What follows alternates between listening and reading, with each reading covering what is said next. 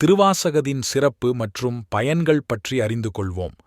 திருவாசகம் சைவத் திருமுறைகள் 12னுள் 8வதாக விளங்குகிறது. இது மாணிக்க வாசகரால் அருளிச் செய்யப்பட்டது. திருவாசகத்தை தேன் எனக் கூறுதல் மரபு.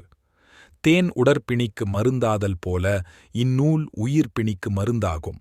இந்நூல் ஓதுவார் உள்ளத்தை உருக வைக்கும் பேராற்றல் மிக்கது. நாடு, மொழி, இனத்தால் வேறுபட்ட வெளிநாட்டவரையும் கசிய வைக்கும். திருவாசகத்துக்கு உருகார் ஒரு வாசகத்துக்கும் உருகார் என்றும் கூறுவர். தினமும் காலை மாலை 2 வேளை திருவாசகம் சிவபுராணம் கேளுங்கள். முடிந்தால் படித்து பயன் பெறுங்கள். வாழ்க வளமுடன். ஓம் நமச்சிவாய. நமச்சிவாய வாழ்க. நாதன் தாழ் வாழ்க. இமைப்பொழுதும் என் நெஞ்சில் நீங்காதான் தாழ் வாழ்க. கோகழி ஆண்ட குருமனிதன் தாழ் வாழ்க. ஆகமம் ஆகி நின்று அன்னிப்பான் தாழ் வாழ்க. ஏகன் அநேகன் இறைவன் அடி வாழ்க. 5 வேகம் கெடுத்தாண்ட வேந்தன் அடி வெல்க. பிறப்பருக்கும் பிஞ்ஞகந்தன் பெய்கழல்கள் வெல்க. புறந்தார்க்குச் சேயோன் தன் பூங்கழல்கள் வெல்க. கரங்குவிவார் உள்மகிழும் கோன் கழல்கள் வெல்க. சிரம்குவிவார் ஓங்குவிக்கும் சீரோன் கழல் வெல்க. திருச்சிற்றம்பலம்.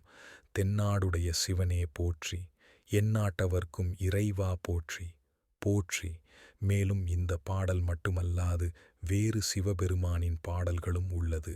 இதனை படித்து பலன்களை பெறவும்.